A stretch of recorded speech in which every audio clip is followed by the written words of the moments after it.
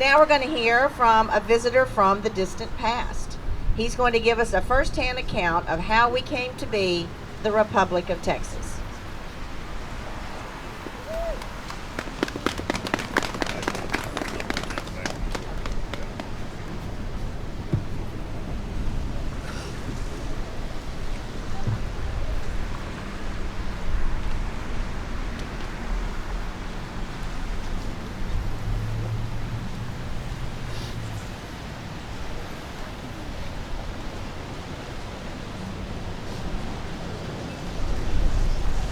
The Republic of Texas, a free country governed by the people. Oh, how those words still stir my blood. By your leave, permit me to introduce myself. My name is Houston. Sam Houston. Forgive me, I am not well. I have been dead now more than a century and a half. But I'm here today to tell you of a place, Washington on the Brazos. Because, well, do you know what happened there? In the entire history of the world, it had happened only once before. And yet that seminal event in Philadelphia in 1776 was still fresh in the memory of the 59 delegates who gathered at Washington on the Brazos just 60 years later.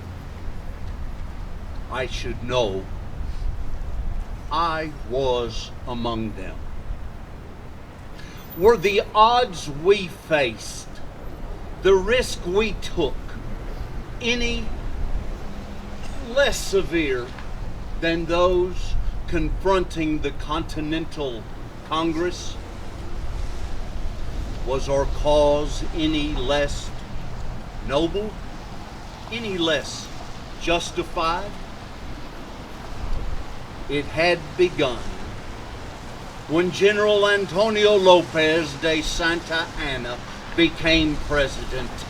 He abolished the Mexican Constitution, declared himself a dictator, the Napoleon of the West, he proclaimed. The Mexican provinces started to rebel against the tyrant. At the time, Coahuila y Tejas were no different. You may remember October of 1835. Lieutenant Francisco de Castaneda and 100 dragoons marched upon Gonzales to retrieve the cannon given to them by Santa Anna to protect them from the hostiles. The cannon was fired at them. They were rebuffed, forced to retreat. And merely the same time, Captain Manuel Sabriego and 25 soldados marched on Guadalupe, Victoria, to retrieve their cannon. They were met with the same. While Santa Anna was busy suppressing the rebellions within Mexico, that bought us time to prepare for his invasion. And there would be an invasion. But I fear we squandered much of that time in bitter debate. There were those amongst us who wanted to join with the Mexican rebels, overthrow Santa Anna, restore the Constitution, and remain a loyal Mexican province.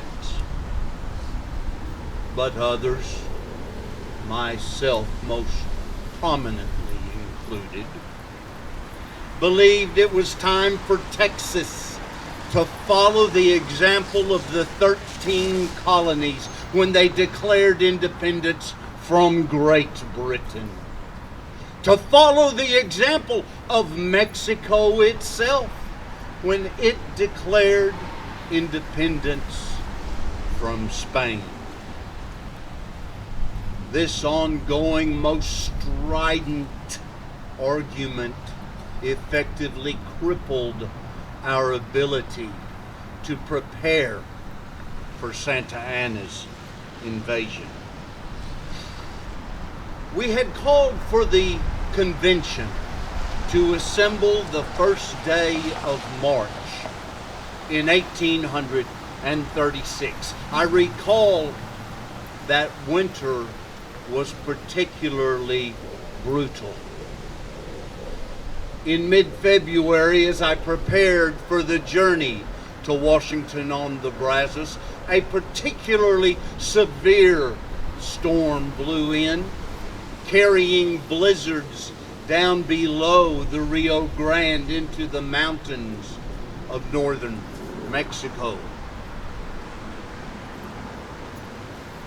At least we assumed the cold weather would delay Santa Anna and his army, and we should not see his banners until the end of March or early April. But we were wrong. When I rode into Washington on the Brazos the last day of February, the 29th, the place was abuzz with news just received from San Antonio de Bayard. Santa Anna's banners, his vanguard, had already descended upon that place. The small garrison we had abandoned San Antonio, retreated across the river, and took refuge in a dilapidated Spanish mission, the San Antonio de Valero we know most as the Alamo. The commander of that small, valiant force, William Barrett Travis, only 26 years old, had written a letter addressed to the people of Texas and all Americans in the world. He stated that the enemy had demanded their surrender lest the garrison would be put to the sword. He answered that demand with the cannon shot. He would never surrender, nor would he ever retreat. I do confess to you that I had been opposed to the defense of Bayard. But now with Travis there and his band of men, they were buying precious time for Texas, precious time for the convention. That night, another norther blew in, with temperatures hovering near freezing. We assembled in a log structure with no windows or doors installed. Nothing to prevent the icy wind from blowing through. Whatever dissension that had existed before was now gone. Santa Anna's invasion had seen to that.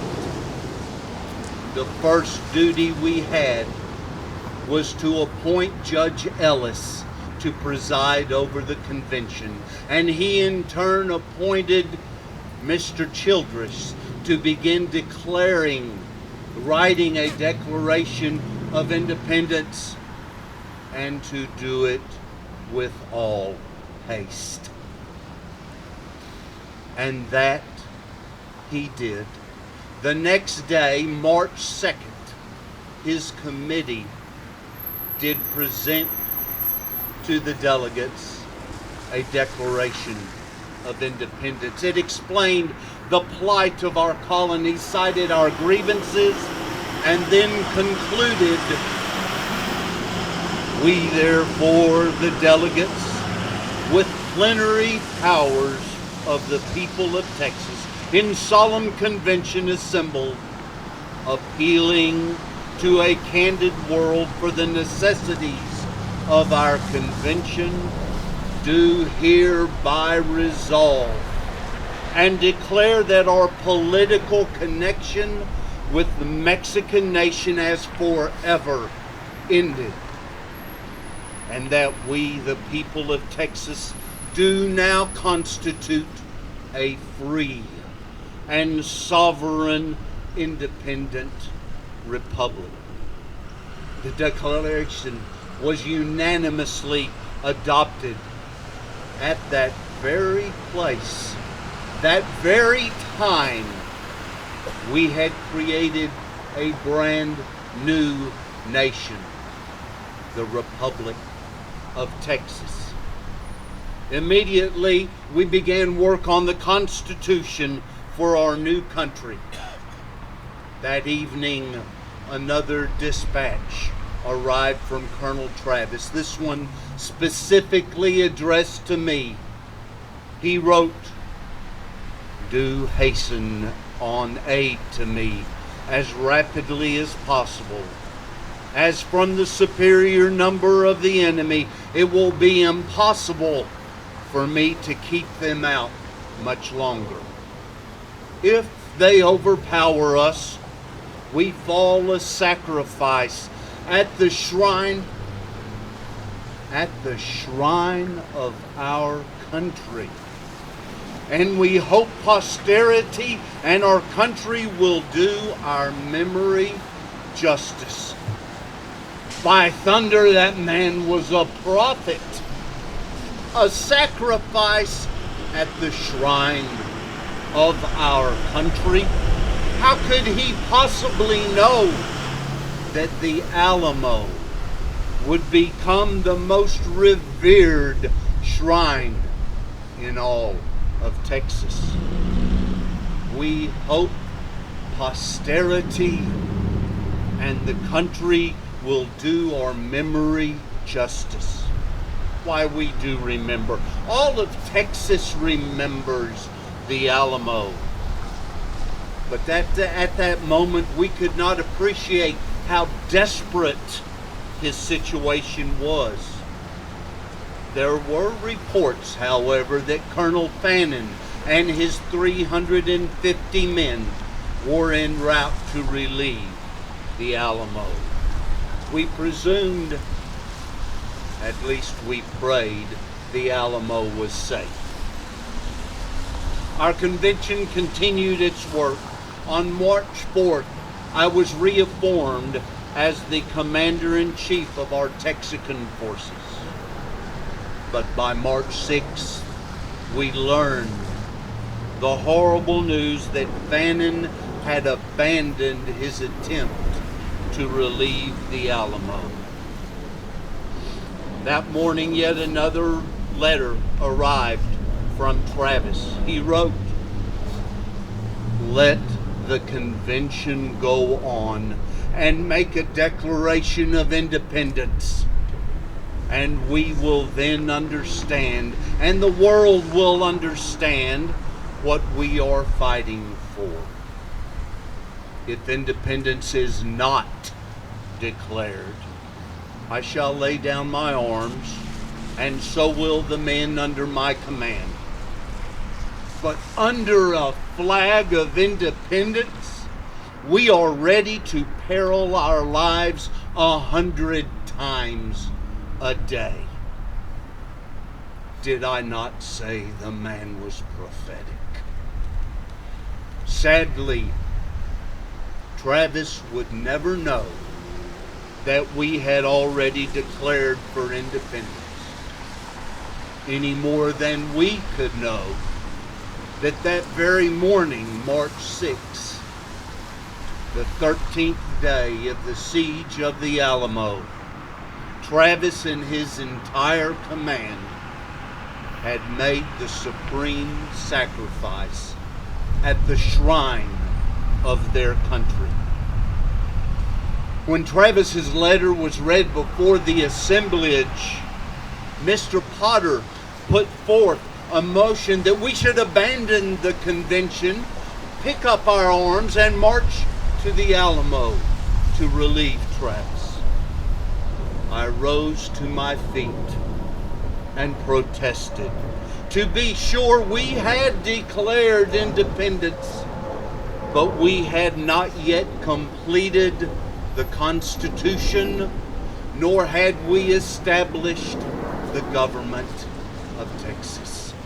And without that, we were merely foreigners, pirates, trespassers, fighting on foreign soil, undeserving of the sympathy and the respect of mankind. I urged the members of the convention to calmly and firmly proceed with their deliberations. As for me, I would depart that very hour for Gonzales and take command of the small force gathered there. And I would interpose my new army between Santa Anna's army and the Washington on the Brazos. Some 300 volunteers had gathered in Gonzales when I arrived at that place on March 11th. But the very next day we received the news that the Alamo had fallen. My first command to my new army was to retreat. I sent a courier to Goliad to tell Fannin to rendezvous with me at Beeson's Ferry on the Colorado. With his men in mind, we might have enough to stop Santa Anna. And then another tragedy.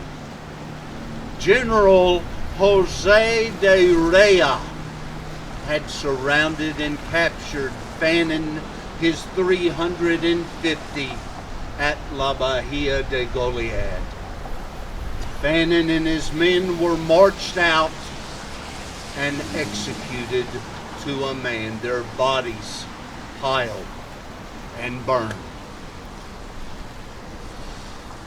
But by then the convention had completed their work. The delegates had prepared a constitution, and they had organized a government. And only then did they retire from Washington on the Brazos to rejoin their families, to run in the runaway scrape, or to join my army with our appointment with destiny on the plains of San Jacinto. The guns are now silent. The battles won and lost. The war concluded. We revere those men with long rifles and sabers and bowie knives, those who fell and those who marched on to victory. But what of the 59 delegates to the convention? Were they no less heroes? Even as the enemy advanced, did they not risk everything?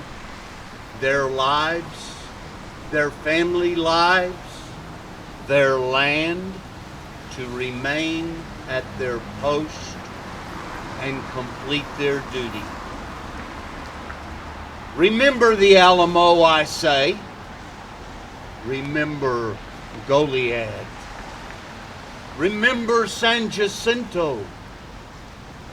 but also remember the Republic of Texas was born in a convention at Washington on the Brazos 183 years ago. And please remember the 59. Thank you.